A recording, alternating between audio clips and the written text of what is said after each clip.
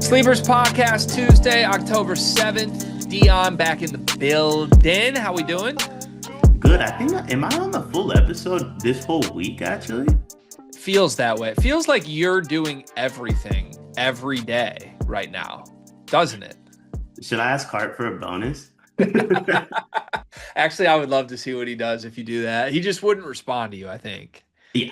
No, it would either be you don't get those or just no response. Either way, no shot of Venmo ever touches me. It's worth a try, though. I would give it a shot. By the time everyone's listening to this, I'll be on my way to Detroit for Game 3 of the American League Divisional Series between the Mariners and the Tigers.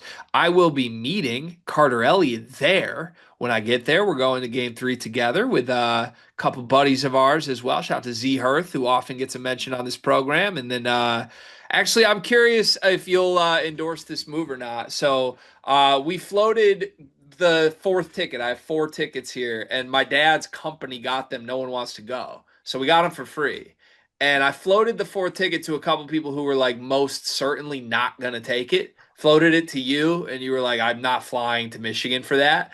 Floated it to a Mariners fan who I also knew would not take it, but now I get to hang it over his head as like mental warfare. Like, you don't even want to be there. You didn't even want this. So in the end, I invited my neighbor Eric, who I love. Feel like he's a great vibes guy. He's golfed with Cart and I before. He's a sleepers listener, and think it's going to be phenomenal. But do you endorse that move? Like, just bring the neighbor with the group of three. We're friends too, but I don't know. Sometimes that can be a chemistry issue. You know what I mean? I endorse it. I think this is a good feeling out process because it's only the ALDS. That's what we have to remember. There's probably an ALCS game, potentially a World Series game we need to be locked in for. This is where we can take chances. Right. Next round, if we have the Yankees 1-1, you can't take chances in the ALCS against the Yankees. So I endorse the move. I also want to float something out to you. Too young right now. Banks is going to be a demon in playoff series, though. You give him until like 6 or 7. Like I'm so pro Banks in all athletic situations possible. It's crazy. He's going to be a problem in playoff situations in the Detroit sports area. I appreciate that. I certainly hope that comes real. I did send, we're in that group chat with all the national college basketball folks, and Fanta was on our ass in the wild card round. We were kind of chirping each other back and forth. And after Detroit beat Cleveland in game 3, I did send a very mean spirited video to Fanta that basically panned over to Banks. It was like, that's my son. My son won't lose his first ever playoff series as Fanta's a new father too. So yeah, that my family like Banks already want to know by my numbers should be good. But no, it should be fun. That we're in a weird spot mentally, Dion. I got to be honest, because 1-1 should feel great for Detroit coming back home for two more games and then Scooble in Game 5 if needed. Like, we should feel phenomenal. We should have the advantage. We should be the favorite in the series. I think we had a pretty large missed opportunity in Game 2, though, given that Scooble was also on the hill. And man, we really thought we were going to be coming to Game 3 with a chance to clinch together. So it's left us in a weird spot. We got to mentally recover just like the team does a little bit after Scooble got bombed by the same guy twice in Game 2. That wasn't great. But I don't know. Cart seems locked in. All the texts that we've had with Cart, he's been taking a lot of personal accountability for this, which is fascinating for a couple of reasons. Because number one, he never takes personal accountability for anything. And number two, he didn't even know any of the players on this team 3 weeks ago. So he keeps saying things like, I got to be better. I just got to get us one on Tuesday. What do I do in that spot? Do I, because I think I could get us one. Do I sit back and let Cart get us this one? I think Cart has to get this one. 2022 finals, it was you and me versus JK, and pretty much you and me versus the world. Warriors Celtics. There was a moment where you couldn't handle it anymore. And you sent me a text saying, I'm out, I can't do this. And I said, don't worry, I'll get us to where you're back. A few days later, I got a video from you saying you're about to go get a seltzer. Cart has to get you to that point, right? You are Scooble in this situation. Somebody has to get you to Game 5. Cart is Flaherty, He's supposed to be the vet. He's got to be, and it seems like he's playing his role amazing at the moment. But tomorrow needs to be the cart showcase. He's 10 minutes from the crib. You're over an hour from the crib, right? Yeah, 2 hours, 2 hours. Yeah. 2 hours from the crib, 10 minutes from the crib. This is a home game for Cart. It's a home game for you too, but this is specifically a home game for Cart. He has to get you to game five. And I know for a fact, if he gets you and Scooble to game five, hammer Tigers money line. That's one of the easiest games ever. I love it. Yeah, I like the outlook. I'm gonna let Cart get us this one. I think that's got to be the move. That's a terrifying thing to say out loud, but Big Sack Jack on the hill wouldn't want anybody else except for World Series champion Jack Flaherty taking the ball in Game 3. Said he's been throwing in big games since he was 10 years old. It's a big one. The crowd's gonna be bumping. First home playoff game. I can't wait to be there. Should be fun today. Do want to say I don't have the animosity for the Mariners that I had for the Guardians. I really like this team. It's hard to root against them. Don't like Cal Raleigh. And I realized this. Cart did the joke that he looks like Shane Gillis, or he was like, he turned into Shane Gillis with the game on the line. He looks like Morgan Wallen mixed with Shane Gillis, Like a little bigger Morgan Wallen, essentially. which has led me to a nickname for him, MAGA Leo Ordonez. Honestly, Morgan Wallace mixed with Shane Gillis, Big Dump might just be the nickname for Yeah. Could for be. that Could be. individual. He scares me. We tie game last night, and then yeah, just him and Julio back to back doubles. That's like I don't know what you do. The heart of their order is insane. Our heart of the order is like Riley Green and Torkelson, who by the way made huge plays last night to keep us in it. But just sometimes you look up and you're like, damn, our guys are really up against the best in the world right now, and here we are. And the guy who's best in the world for us just getting bombed by a role player twice in the same game. Like, am I allowed to hold my star accountable? Because Scuba was awesome objectively last night. Gave up 2 runs in 7 innings. It's incredible. But you also know every time Scuba sets foot on the mound, the Tigers aren't giving him any run support at all.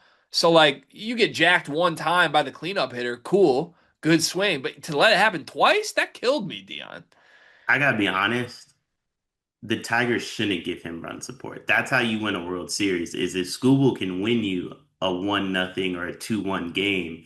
That way your bats come in and they go crazy for Jack Flaherty, right? Like if Scooble can get you like the games where your bats are quiet, that means those other pitchers have more runway to give up runs, which is what they need. So, I mean, 7 innings, 2 earned runs is a great performance, but like I have to be honest. I feel like he needs to do a little bit more. Like in a game five situation, you got to go seven shutout, maybe 7-1 earn, something like that. If you go 7-2, that leaves the door wide open for the Mariners. And look, baseball, one swing can change everything. But like, if you would have told us before the game, one guy's hitting 2 bombs off Scooble, we would Right. have just been like, okay, so we're losing. Like, and to still have a chance to win in that game to me is like a massive missed opportunity. To look up Right. and we're 2-2 after that has happened and we can't close, that's going to be a little killer in hindsight. But I still think it's advantage Tigers. I still think 2 games at home, Scooble game 5 if needed.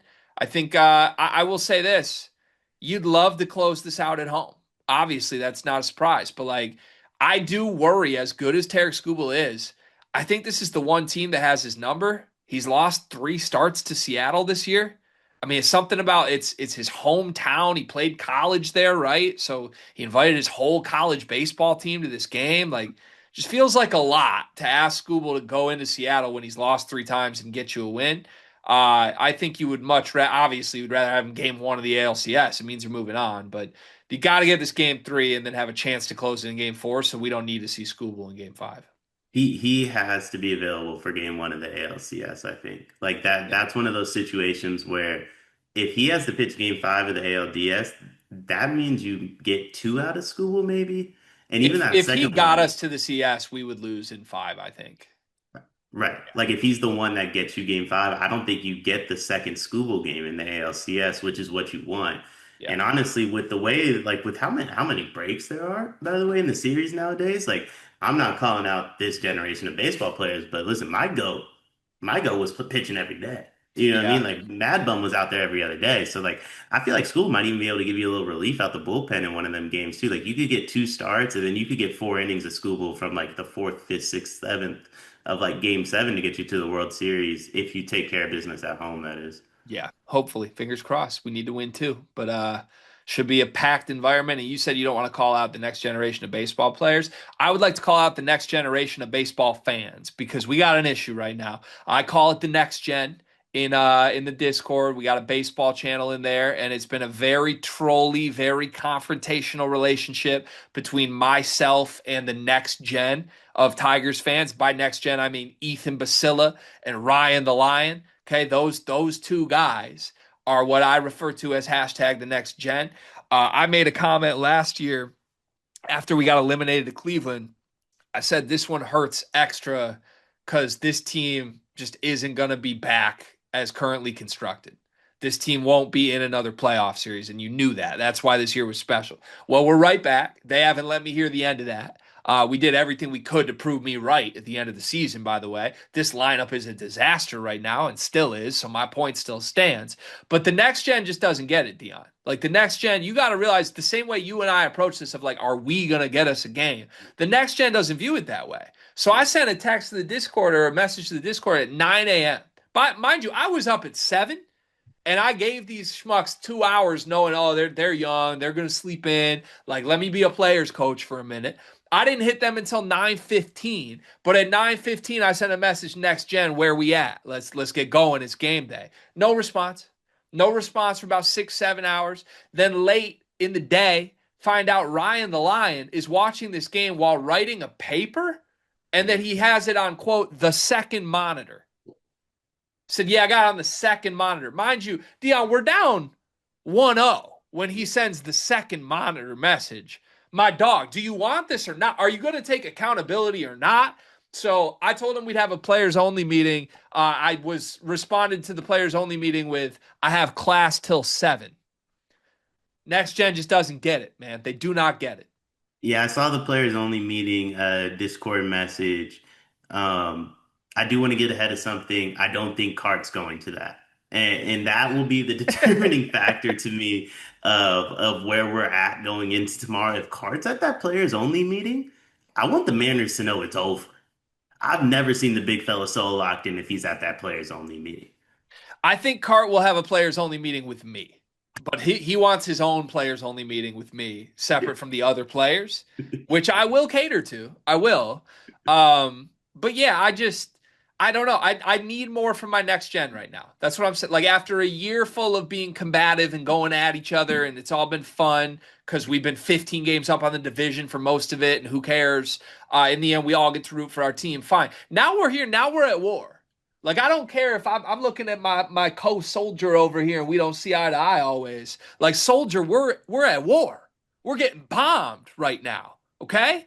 And we need each other right now. We got nobody but ourselves. So to hear like Dion, it hurt me. It hurt me to hear it's on the second monitor in Yeah. game 2 of the ALDS, knowing I'm going to game 3 with a chance to clinch. But he's gotta want to get me there, right? He's gotta want to get the ball in my hands in game 3. And I can't win game 3 as schoolboy if I don't get a chance from game 2. So like all I asked Ryan, all I asked, just put it on the first monitor, man. Go watch it at a place without a monitor to watch it. That'd be nice.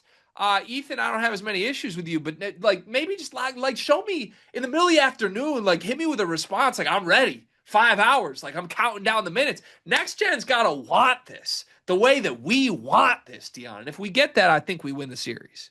Yeah, I don't think the next gen wants things. I deal with it at work all the time. They tell me they need money. I have to convince them to come to work to get paid. I got issues with the next gen, but I do believe in them because one day they will be taking care of us when we're old and sick. And I need them to be locked in for that moment because the kid is not good when he's sick, and I'm only 30.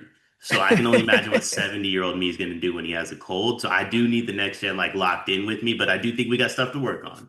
We absolutely have stuff to work on, and we'll continue to monitor it as time goes on. Okay. All right. Let's get to the show. YouTube comment of the day. You can lead us off today. What do you got? So we got John Boy HST6448. He posted this on our full ep pod from yesterday.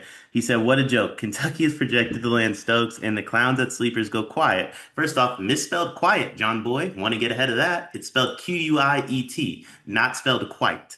And then he says, "I promise you, if Stokes was headed to Kansas, that would be the first video on Monday morning. Good news, buddy. There's a short on the channel about Tyron Stokes in Kentucky, and we have a topic on today's episode that we'll be discussing where we think Tyron Stokes is going to go.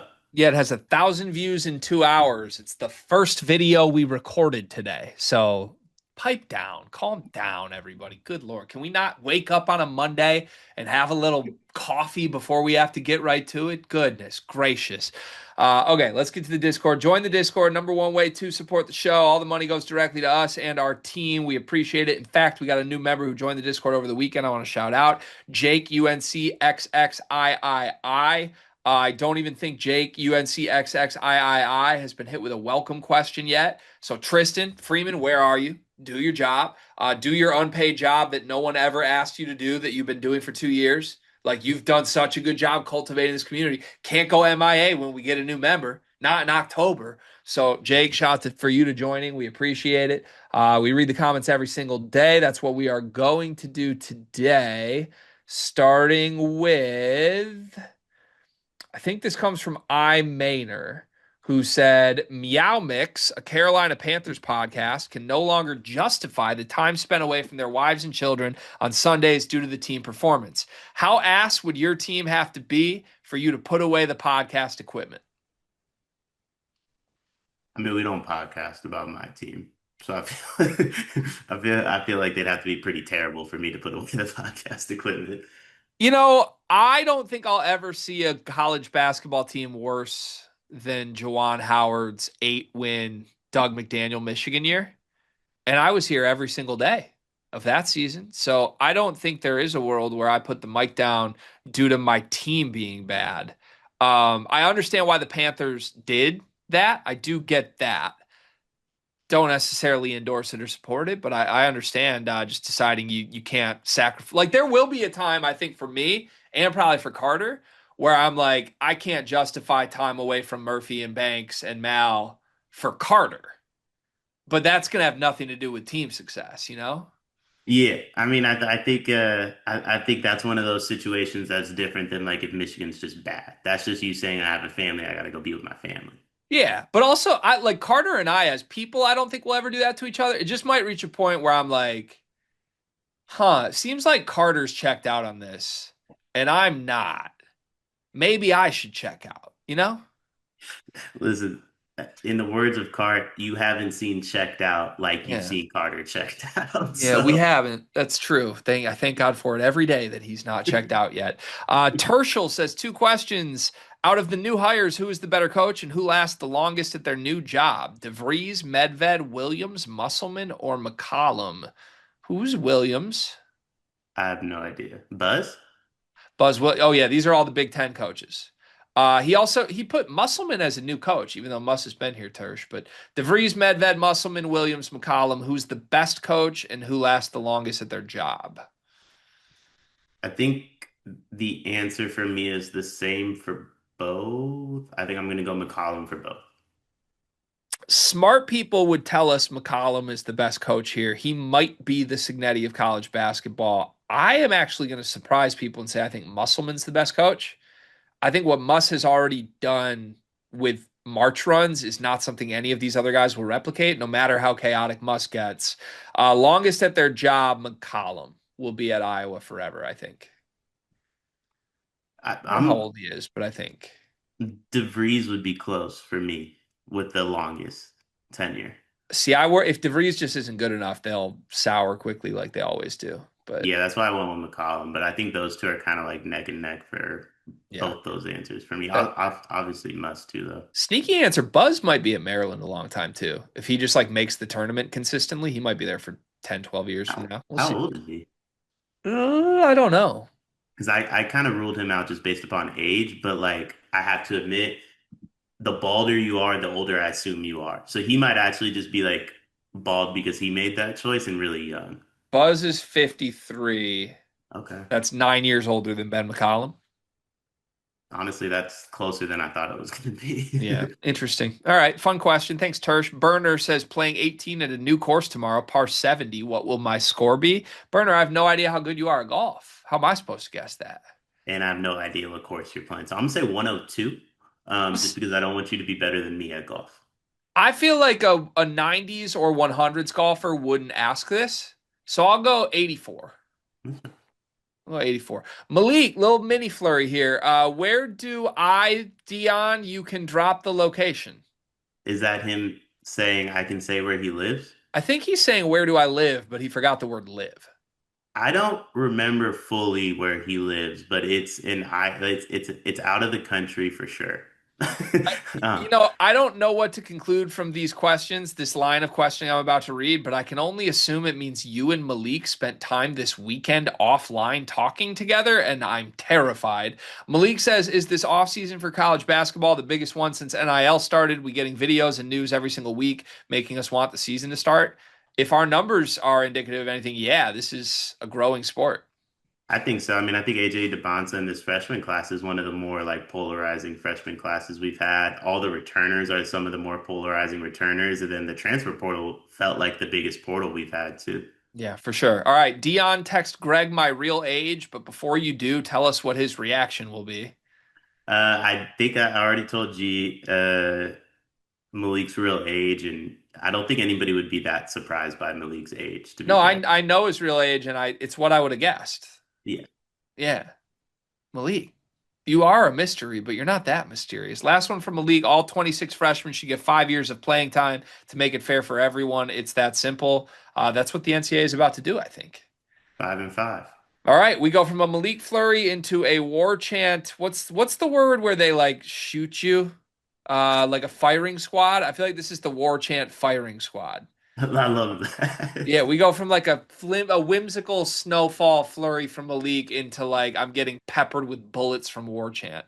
Illinois Let's has hear it. gotten very lucky in the transfer market with Luke Altmaier in football and TSJ in basketball. Both developed significantly into alphas at Illinois. Illinois got great fortune in the way each of them got to Illinois. What programs do you feel have prospered the most in the portal NIL era? Are we combining basketball and football for this? Yeah, you could do either. Either. I mean, basketball has to be Florida. They literally won a national title off a portal class, right? And then football, Ohio State. They did the same thing. They won a title off a portal class. That feels very, very real. Yeah, Will Howard being the quarterback that got Ohio State over the hump. Florida got Walter Clayton and Elijah Martin in the portal. Those are probably the correct answers. War chant more. Illinois is +7 in turnovers this season. What does their turnover advantage need to be to give the Buckeyes a scare? I suspect +3 to have a chance and +5 to win. Can the Illini offense score enough off that elite defense to have a chance? That is a lot of turnovers for a very good Ohio State team to make. I mean, yeah, if they're able to get 3 to 5 turnovers, I do think they have a chance in that game. I think they're gonna have to win without getting turnovers, though.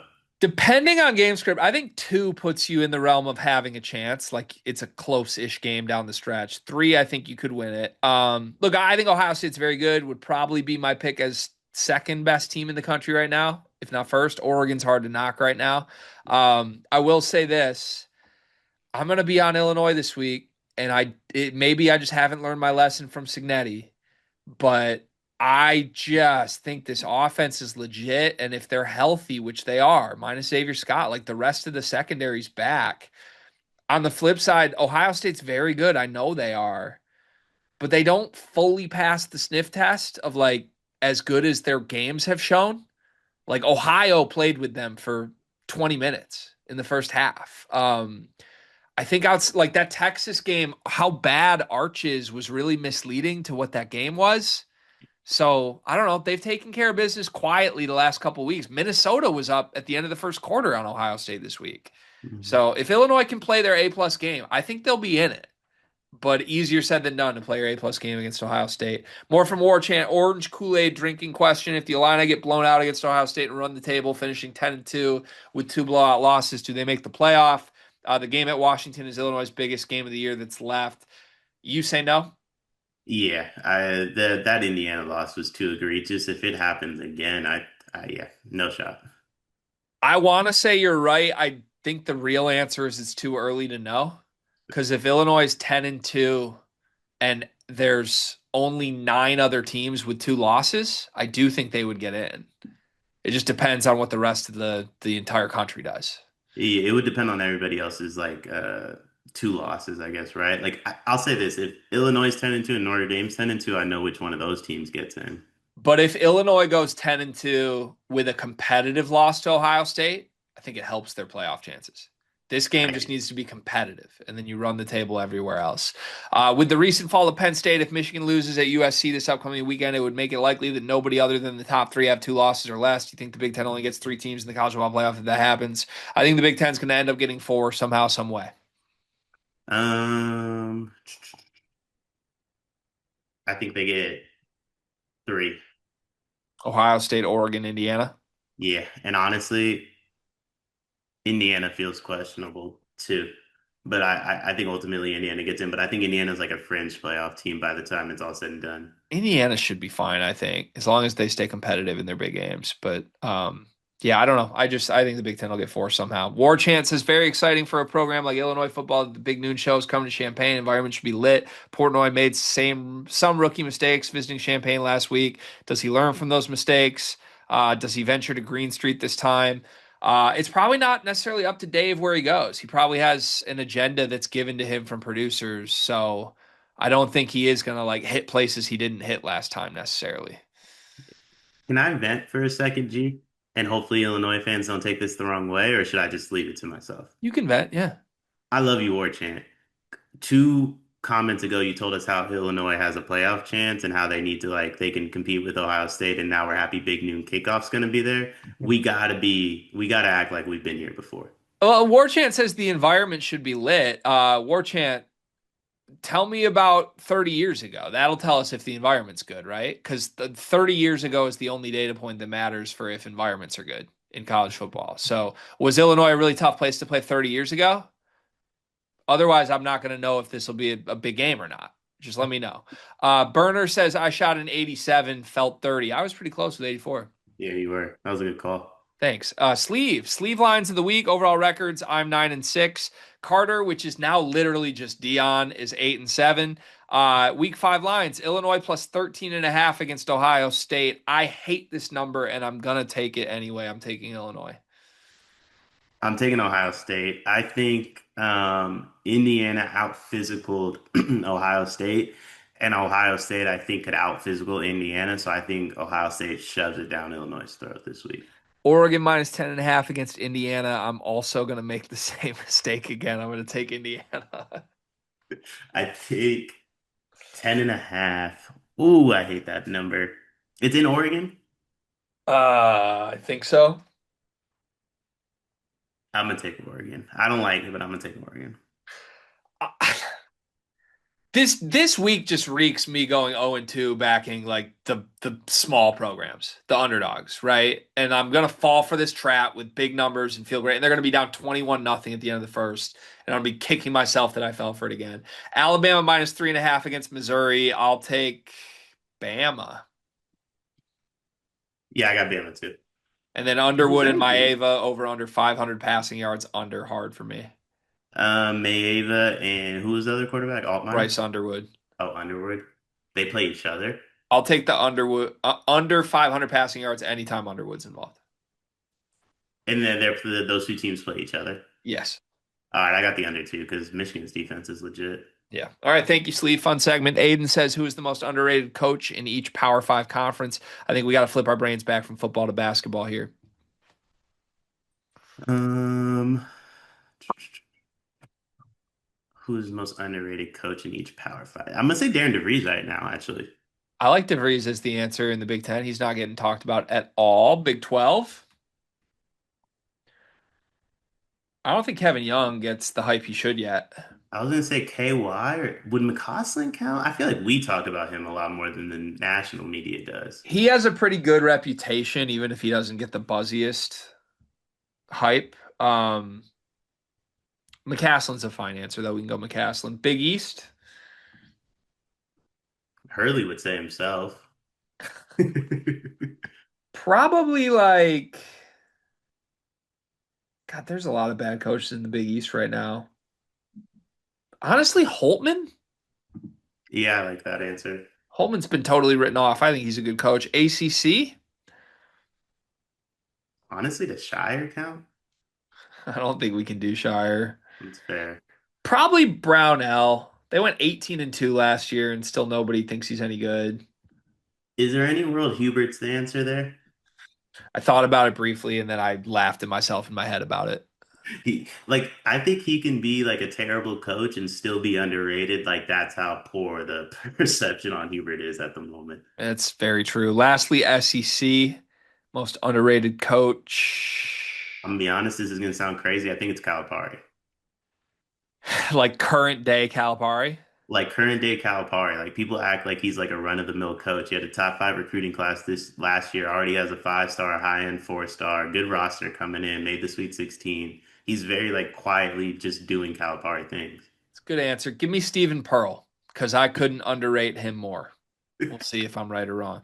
Sleeve says, just wait until midseason when Keaton Wagler's putting up 4 points a game on 38, 29, 81 splits, and Greg's over like, this is the guy. This is the guy your coach compared to the greatest line I ever, Io DeSumo. Like, bro, I got to remind everybody that he was ranked the 150th best high school player in the country.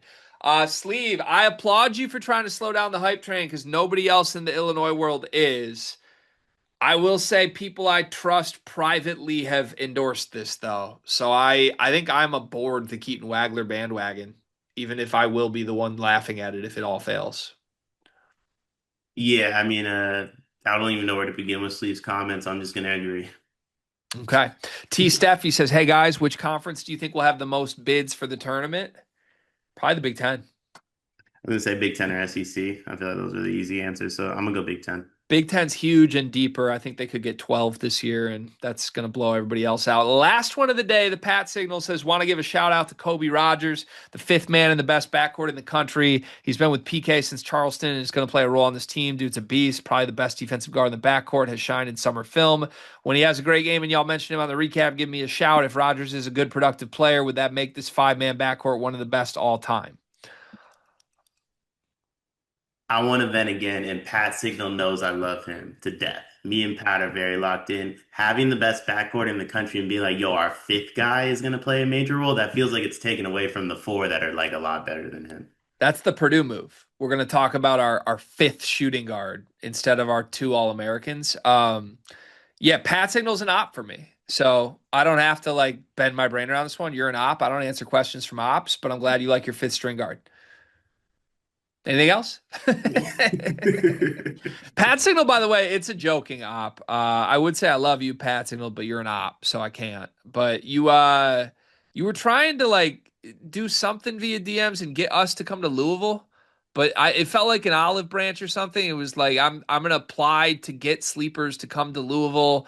But I like Pat's all Pat Signal does is like antagonize me. And he's like, why don't you want to come to Louisville? Like because you kind of scare me, Pat Signal. I don't. Do you know what's going on there? Usually, when weird stuff like this happens, you're like involved in it without any of us knowing. So what's going on there? So me and Pat were working on getting him a job as an equipment manager. Classic.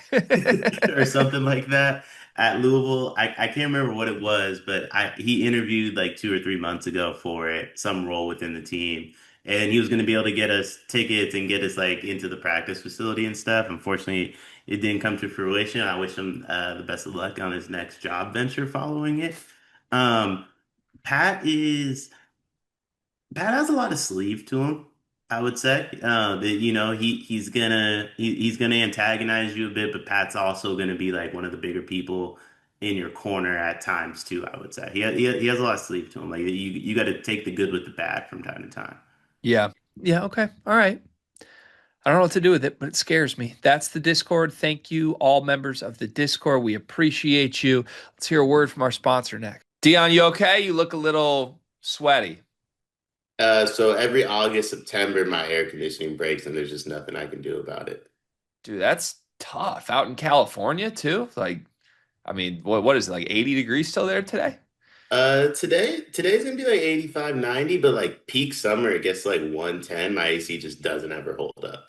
I mean, it sounds like it's a bummer that you can't take advantage of Duncan Mechanical Solutions because Duncan Mechanical Solutions is an HVAC company based in Angola, servicing the tri-state area, bringing commercial quality to the residential world with excellent customer service. You heard us talk about Duncan Mechanical last summer. If you need heating or air conditioning, kitchen or bath remodeling, or all of the above, Duncan Mechanical is the place to go in the Midwest. Go to DuncanMechanicalSolutions.com to take advantage and make sure you don't wind up like Dion.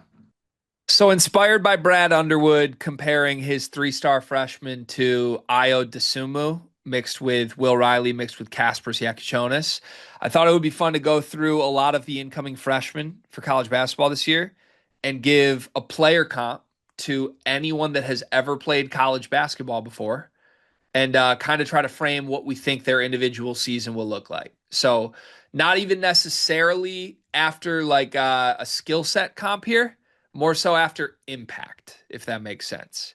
Give me a previous player at some point whose career went a certain way you think this player's will go either this year or further down the line. Does that make sense before we start? Yeah, and we're doing a player comparison to a collegiate player, or like NBA player, just a player in general that we think he's similar to. If you want to go NBA, I won't stop you. I'm going to try and do it all through the college basketball lens. Okay. All right, so we'll just start at the top. I got 24/7's ratings here. We'll just work our way down, maybe jump around a little bit to do a couple others. Starting with the number one rated player in the class, Darren Peterson. Self says he's the best he's ever seen. I mean, I was gonna try to keep it college, but he to me is like this generation's Kobe Bryant, so I can't keep it to college for him.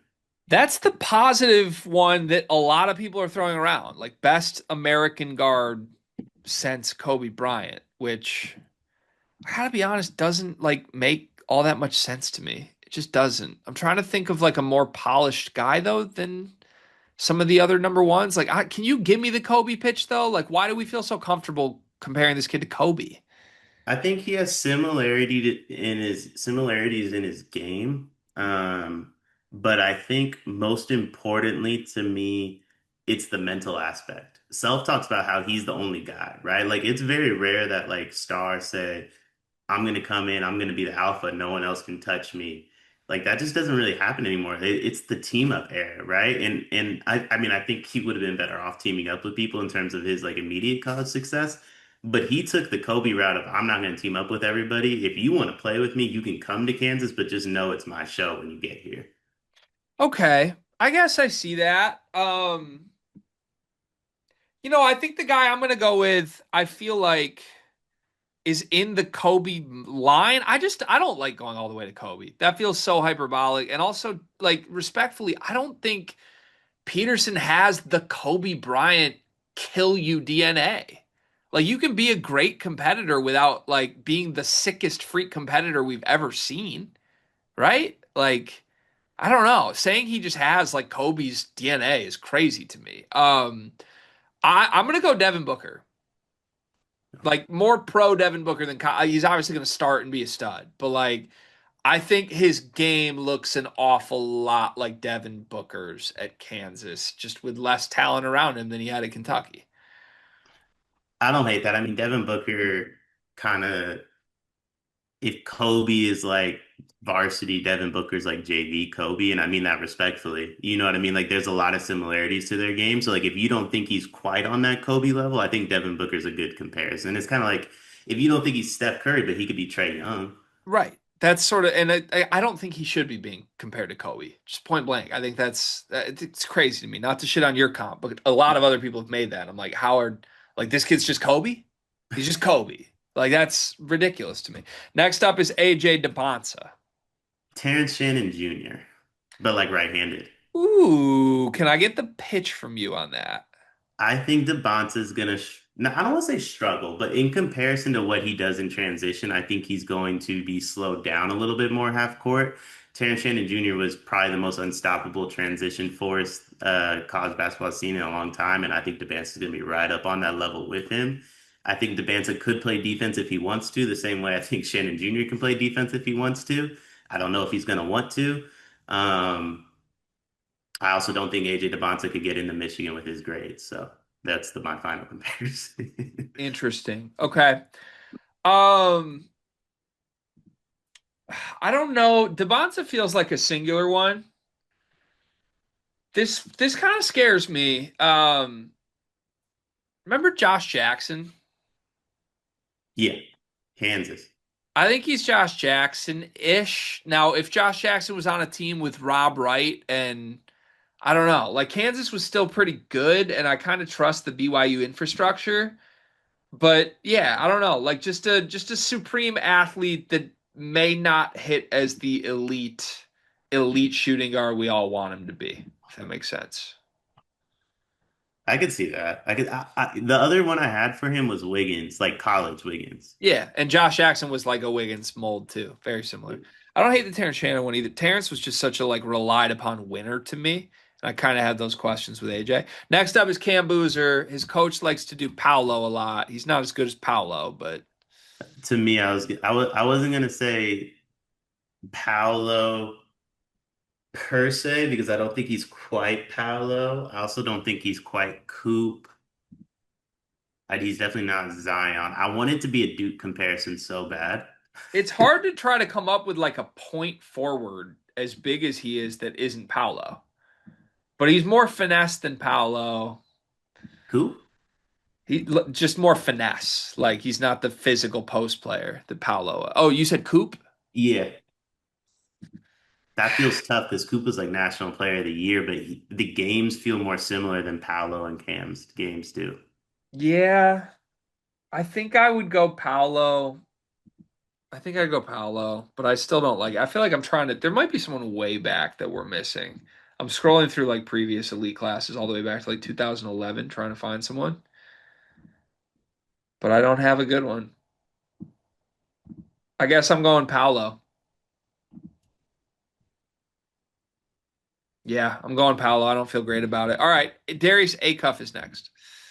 Darius A. Cuff, Walter Clayton. Ooh. I was gonna say one of the Harrison twins, Well, I don't hate that either. I don't hate that. like Aaron Harrison, the clutch one. I don't hate that. Yeah, both good though. Pretty good sport. Big believers in Acuff. Nate Ament.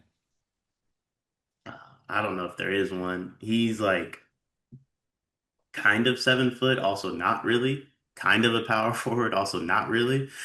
Yeah, he's like a 6'10" power forward that wants to be a shooting guard. I mean, I'm definitely gonna look for like a bust comp here, but I Bust in terms of like college or NBA. Because I have one that I think fits him really well, but he wasn't a bust in college. He's arguably the greatest college basketball player ever. oh no, who? Michael Beasley. Beasley was just such a rebounded, productive monster though. That's the thing. But I feel like if Beasley had his choice, he would play shooting guard, but he had to play power forward. Just Porter Jr.? Ooh, I like that actually. I like Porter Jr. I'm gonna go Porter Jr., but a worse Porter Jr. I really don't like Amen. Michael Brown. Um, I don't have a college comp for Michael Brown. Uh, well, I get. I mean, this might work for college too. Stevie Franchise. That's a throwback. Whoa, okay. That's a throwback. I Yeah. think he has a lot Can of I get flair the to full his game. pitch on that? A lot of flair to his game, very athletic, exciting player. Regardless of if the team's good or not, you are going to be infatuated by watching Michael Brown Jr. play basketball. And Stevie Franchise played for like a lot of bad teams. He also made teams worse a lot of times too. But you could never turn off a Stevie Franchise game, whether he was at Maryland or Houston or Orlando, wherever he was. You wanted to watch him play basketball. Yeah, that's fair. It's hard for me with Michael because the Chris Paul comp keeps getting used. But to me, they're not alike. Like Chris Paul's not flashy, and Michael's very flashy. So I don't know. I'm gonna give a hat tip to Cart on this one because I heard Cart say it and I can't shake it. I think he's a taller Kyrie. Ooh, I I struggle comparing people to Kyrie. I know. But that's not a bad comp though. Like it's like Darren Peterson to Kobe for you, right? Like it's just like it's hard to get to that point. It's a skill-based game with this tall, like score first point guard that acts like he wants to set other guys up. That's sort of where I'm at. But Yeah, I don't know. I'm very high on Michael. We're gonna jump around a little bit. Let's do Caleb Wilson, North Carolina next. Um, He looks really good in the scrimmage footage that's been coming out, but I don't know. This is another unique archetype to me. This class is really good. I don't know if I love this one at all, but RJ Barrett. Ooh, he's more guard oriented than Caleb is, but I can see it a little. I don't know how much I like that one, but that's the first name that came to mind. I can see it a little. I'm trying to think of like a point forward for. I don't really have one. Can I give Cam Boozer another comp? Yeah, you can. Actually, Oh, I hate this comp. I was gonna say Eric Pascal. I hate that comp though. oh yeah, I don't like that. I hate that one. Wait, what about this for Cam Boozer? College Ben Simmons? Oh, I like that. I like that. Like triple Uh, double threat point forward? yeah, with a little jumper too. That's why he's like generational. Just with a little jumper, yeah. All right, I guess I endorse your RJ Barrett, Caleb Wilson comp, although I don't know. That feels positionally off for me, but I don't have a better answer. Let's do a few more here. Gonna jump around again. Hell, would Yaxel count for Cam Boozer? Or is that like crazy since Yaxel's still active? Yaxel could work. Yeah, I Yaxel don't could hate work. that. Honestly, Yaxel for Caleb Wilson, maybe. I don't hate Yaxel for Caleb Wilson either. Why am I struggling? There's definitely a four I can't think of that like is a playmaking score first perimeter oriented four. And I'm just totally lost on who I'm going to think of it in like 5 minutes and kick myself. Braylon Mullins at UConn. The easy one is just Liam McNeely because he's stepping right into that role. But I was gonna say McNeely, but if not McNeely, like a Reed Shepherd. Kyle Guy, Ooh, I like that. but bigger I with like some that. winning shit to him. And yeah, that's my answer. Tunde Yesifu gets a lot of Hmm. Ant Edwards comps. I think that's the rosiest answer. We're looking for like a bad version of Ant Edwards. VJ Edgecombe. Yeah, there you go. The guy whose role he's taking. Sure, why not? I'm trying to think if we want any more here. I think that might be it. You got anybody we didn't do that you want to do? Not off the top of my head. Caden Lewis is Jeremiah Fears. That's my last one. Let's do some more recruiting talk for topic two today. Let's go through the highest rated unranked, or excuse me, uncommitted recruits. Top ranked uncommitted recruits in the class of 2026. And let's each guess where they will go. So there are nine uncommitted players in the top 10. We'll only do the rest of the top 10 right now. Starting with number one, it is Tyron Stokes. The latest buzz on Tyron is that Joe Tipton said 75% Kentucky, 20% Oregon, 5% Kansas. Anywhere else would be a shock. I'm gonna stick to my guns here and go with Kansas. I think him and Tay Kenny play together. I don't know why, but that's what's going on in my brain. I'm gonna stick to it. Even with the Nike deal. Yeah, Sticking with it. with NIL, I feel like that matters a lot less. I do think it's influential, and I think it's got Kentucky way back into the race. But yeah, I don't think it matters as much with NIL. All right. I think he should choose Kentucky. I said that on yesterday's video. The problem is Tyron Stokes never does what he should do. And I'll probably be wrong. Kentucky fans can clown me for it after. I don't feel good about this at all. You shouldn't. But if everyone is like it's Kentucky and we still are only putting 75% on it, that's got to tell you something. Like this isn't 99%. It's like we think it should be Kentucky. We don't know. I'm gonna go Oregon, and I just think he surprises everybody. Phil Knight gives him like $10 million, and it ends up weird from Kentucky. Next up is Jordan Smith. The expectation here is Duke, although Arkansas is trying to work their way in. A couple other SEC schools involved. I think he's Duke bound, I think he's Duke bound too. and it's going to be a great fit for him. I think at Duke too. Oh yeah, and he's gonna get to play with somebody else that we're probably gonna talk about. That I'm gonna say Duke too. Is that Cam Williams? It's not Cam Williams, but I do think Duke's another, like he's going to Duke as well. But there's somebody else that I think he's going to end Cam up. Williams was at Duke's scrimmage over the weekend. Cam Williams was long thought to be Arizona bound. USC, Duke, Purdue, and Texas are the other big ones involved here. Do you think it is Duke for Cam Williams? It's not Purdue, respectfully to Purdue. I don't think it's USC, and I think Duke can outbid, if not match, what Texas does and provide a better foundation. I think it's Duke. Cam Williams strikes me as a kid who's going to do something weird. I don't know why. Um, Let me go USC for Cam Williams. Feels like it's trended away from Arizona or at least stagnated. I don't think he ends up at Duke. There's too much involved, like too many stars involved with Duke. So, yeah, give me USC and say Muss lands a very random one. Caleb Holt, who is going to Kentucky for their, I guess, like Midnight Madness event, Big Blue Madness. I believe he also just canceled his Auburn visit off of Bruce Pearl's retirement. Alabama heavily involved, Providence, Arkansas, and Arizona also heavily involved as Kentucky momentum builds. Arkansas. This one's going to be personal for Cal. I think he's going to want to take somebody from Kentucky. Really? Yeah, I think this is one of those ones where Cal's going to get it done. I'll go Bama. I feel like they've been the team that's been lurking longest, but I wouldn't be surprised with any of the SC schools, whether that's Arkansas or Kentucky, as time goes on. Dylan Mingo is next. This is one of the more strange recruitments there is. Alabama and UConn. Washington got a visit recently. Miami and NC State are the others. Washington. I think it's all financially based. Feels like a very weird one. I don't know why. Well, UConn just got Junior County though. That doesn't make me think Mingo's coming. You know what? I'll jump on board the Washington train, which feels weird. I hate this era. There's so many weird schools. We're like, yeah, they're just going to pay him, and we're like, okay, weird. Anthony Thompson's next. Ohio State, Indiana, Michigan are the rumored final three.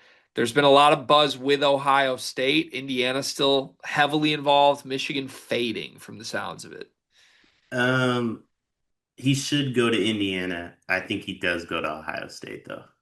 That'd be an indictment on Darren DeVries very early to me. I'm gonna think Indiana somehow flips him and sways him towards Indiana. Christian Collins is next. I think Kentucky gets this one, but it's somewhat connected to Stokes. This was my Duke guy. Whoa. Yeah, this is my Duke guy. Is I Duke think even Duke after makes. him? I don't think they're fully in on Christian Collins yet, but I know they like poked around this summer. I think this is one of those guys that Shire like misses on somebody, and then he makes a huge push at Christian Collins. Like a huge random late flip. Yeah, kind of like a Dame Sarr situation where Cedric Coward went to the league and then he was able to get Dame. I think this is a situation where like somebody that Duke's in on, like Duke misses, and then they go get Christian Collins. He does have a Duke offer. He has offers from everybody. That one, I haven't heard any momentum with Duke, but hey, I like the vision. I think Kentucky gets him after Stokes goes elsewhere. And this is like the backup plan. We automatically get him. Still a top 10 guy. Pretty great pivot if so. Brandon McCoy, one of the weirder recruitments in the country. Nobody knows what Brandon McCoy is going to do. Duke, Arkansas, Alabama, Arizona, Michigan, all still lurking amongst others, but there's plenty of other schools that could randomly sway Brandon McCoy their way. I don't I have think a this good is, pulse on McCoy. Dusty watched him yesterday. I think he's gonna be one of like the last commits. If I could take the field, I would take the field. But with who's involved in it, I think I'll go Arizona or Michigan. He feels Arkansas bound for me. This feels like the wild recruitment that Cal just swoops in and gets, you I know? like that. I Yeah. like that. Baba Oladoten is last, 10th, the reclass. Kentucky likes him. Another weird, there's a lot of weird recruitments going on right now. Georgetown, Maryland, Virginia Tech, Arizona State, Arkansas, all on the list. If that isn't Kentucky, I don't know who else would win it. Yeah, I kind of like Kentucky too. But now I realize I have Kentucky landing two top 10 kids, and that's gone against everything I've said this whole class. Two top 10 kids and one isn't Tyron, who it seems like incredible. Like that's like we both didn't have Tyron going to Kentucky, right? It's very true. We might Very be the true. only two people in America. Couple guys outside the top 10 I want to do quickly. Ron Rippey. I have NC State shocking the world there. I like NC State. I think NC State's going to wind up with the top five class. Colvin Landry just visited UConn. I feel like that might wrap that one up quickly. UConn 99 told me he had a great visit and that it's close to being done. Shout out to UConn 99. Arfon John, I think, is Houston, barring a change. Two more Michigan State targets I want to do. Ethan Taylor. The latest buzz from a Michigan State source, I think it's Justin Tind who reported this, that Indiana is fading and or out of the recruitment after the Michigan State visit, but that they need to fend off Oregon and other bag dropping schools. I think Michigan State feels the most likely if we're choosing today. This is like Brandon McCoy for me. Give me the field. There's going to be, or like Christian Collins, where I'm like, somebody's going to make a late push. I think there's a team that no one knows about that Ethan Taylor is going to get involved in Ethan Taylor and turn this recruitment upside down. Taj Ariza, Ethan Taylor, Tyron Stokes, all at Oregon is going to be quite a class. Especially. Quite a class. Lastly, Josiah Jervis. Um, it's got to be Michigan State, but I think it would be like, objectively hilarious if he went to NC State. I'm going to get real spicy with this and creative. Let me give him my creative bag. I think he's going to commit to Michigan State. And then I think he's going to decommit before he ever plays a game. He's going to pull the Amani Bates. The last time that we heard the player wants this and the family wants this, it's exactly what happened. He was out before he ever played a game at Michigan State. I don't know where Josiah is going to go, though, is the problem. Sounds like NC State's out of it. Give me Pitt. Give me Pitt for Josiah. I don't hate that. Final topic today. We haven't done this in 2 months, and I'd like to pat myself on the back for that, honestly, because it feels dumb to just update this every single month in the off season. So, round of applause. This is probably the last time we'll do this before the actual month of November. Let's update our final four picks, see if anything has changed as we've started to see practices for our own eyes and heard scrimmage results and all those things. Just for the sake of trying to get some differentiation, I don't know if you or I are going to change our actual title picks. I know what those are. But let's stretch it out to the Elite Eight here to get more Okay. teams involved. So I'm going to ask you to give me 8 teams you think will be in the Elite Eight. You can match them up however you want to and advance them into a Final Four and a championship round. But start at the top. Give me your 8 teams that are going to make the Elite Eight and quick explanations on why. Purdue, I don't think, like, I think everybody knows why for Purdue. Houston, I still think they have the best defense in the country. Duke, if Houston has the best defense, Duke has the second best, in my opinion. I think UConn is the most top-heavy talented team besides Purdue in the country. So UConn, Kentucky, obviously crazy deep. I'm gonna say St. John's. I think St. John's is going to be one of those teams that gets like an easier path to the Elite Eight than maybe like we expected, just because of how much regular season success they have in the Big East. Well, then I'm gonna say Arizona. I love this Arizona team. I think they Koa Pete should be in that Devonta, Cam, Peterson, Michael conversation. He's nowhere near it, but I think talent-wise he should be. And then I think my eight team, I'm gonna go Louisville. I mean, how can you ignore those guards? All good answers. We have a lot of similarities in our top groups for the most part. I was wondering how cute you would get. So, okay, no Kentucky for you? Nah, I thought I You have said Kentucky Kentucky. and I missed that? I think so. Can you run through them again one more time? Did we even write them down as we go or no? I did this all up here.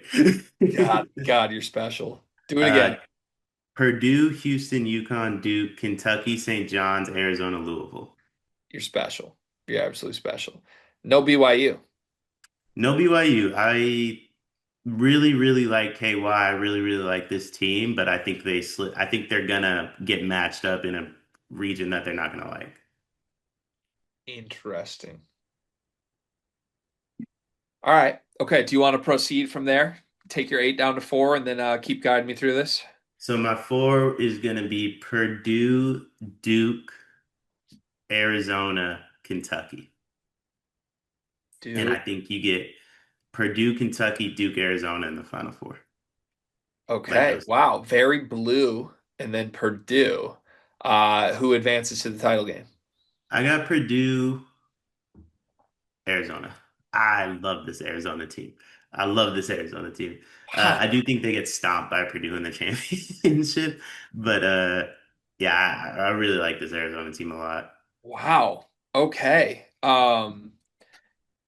And so you think Purdue wins comfortably from there? Yeah, I think Purdue's toughest test is going to be like Sweet 16, Elite Eight. I think if Purdue can get to the Final Four, I think they're going to match up well against any of the top teams in the country. Yeah. Okay. Wow. All right. I like it. Very interesting. All right. Here's mine. And there is some differentiation, some similarities, but some differentiation. I've come around on some things and I've changed some things since the last time people have heard me do this. I got Purdue, Houston, UConn as my non-negotiables. I have BYU as another. I have Arizona with you, and then I have some surprising new entries here to my Elite Eight. I have Tennessee. I like what I've seen from Tennessee, and I think Jacoby Gillespie is going to be way, way, way, way, way, way, way better than a lot of other people's transfer guards. Like if you would I rather have Jacoby Gillespie or Jalen Lowe or Silas Demery? Give me Gillespie. That kid's a freak. He's going to be awesome at Tennessee. You put that type of scorer on that defense, I think they're going to be insane. I have Michigan. I'm coming around on Michigan. The more I hear, the more I see. I think the shooting sounds like it's in a really good spot. And I just think they're so damn deep and so big and physical and talented. It's the Florida model from last year. Now, obviously, you need a Walter Clayton. But if Yaxel can be the All American that Walter Clayton was, I don't see why Michigan couldn't follow the Florida formula and win. And then lastly, I have UCLA. So I have three Big Ten teams in my Elite Eight. But I think point guard play wins in the NCAA tournament. Donovan Dent's one of the best in the entire country. And I still love Eric Daly, Billadau, and the rest of that group. I think it's a bounce back year for Mick Cronin. So my Elite Eight matchups wise, give me Purdue versus Arizona, Houston versus Tennessee, UConn versus Michigan, BYU versus UCLA. Final four, I'm going to go Purdue over Arizona. I'm going to go Tennessee over Houston. Mm, I'm going to go UConn over Michigan. I'm going to go BYU over UCLA.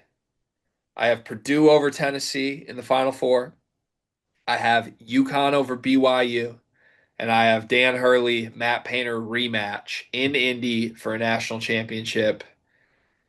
And I'm going to take Purdue. love that. Love that. It'd be a really fun way for it to play out, I think. Another great day on the channel. Thank you, as always, to Dion. One Big Thing presented by Duncan Mechanical Solutions. What do you got, Dion? One big thing, I do this every once in a while just to remind everybody, water. Um, didn't drink much water this weekend. This is my every quarterly reminder of like we have to drink water. Like have to. I've gotten really bad at drinking water too. It's Yeah. not good. It's not. Not But good. I am losing more weight because I'm not drinking water though, so that's something to monitor too. Like it turns out you if you don't drink water, you can just eat whatever you want and you don't gain weight. So I haven't like fully decided how I feel about water, but this is my quarterly reminder about water to everybody. That's a really good development, a very good development. I'm bad at drinking water when I drink coffee, and I drink coffee every day. So that's not good. Also, I don't know, you just talked about losing weight. It just made me think of this. My family always schedules family pictures in the middle of football season. That's crazy. Like, can I get a summer, like a July family pictures next year when I'm like, I've been 3 months into the workout grind every day? It just weekends are killing me right now. I'm going to the Tigers today. Like, you tell me I'm not just going to order like $200 worth of concessions and drinks all day, and then I'm supposed to not be bloated for family pictures 3 days later? It's crazy. My one big thing, did you listen to the Taylor Swift album? I did not. No. Are you ever going to? Is Travis Kelce on it? His penis is. Really? There's a whole song about his penis. And My yeah, cheese speaker is dare I cooked. say, it's the song of the year, man. Really? So shout out Travis then, man. Really? Shout out Travis. Dion, the song is called Wood Got it. But it's only about Travis Kelce. and his penis. Got it. So I have a future on the Chiefs. Um, that's done. The lyrics of this are he matized me and opened my thighs. Huh.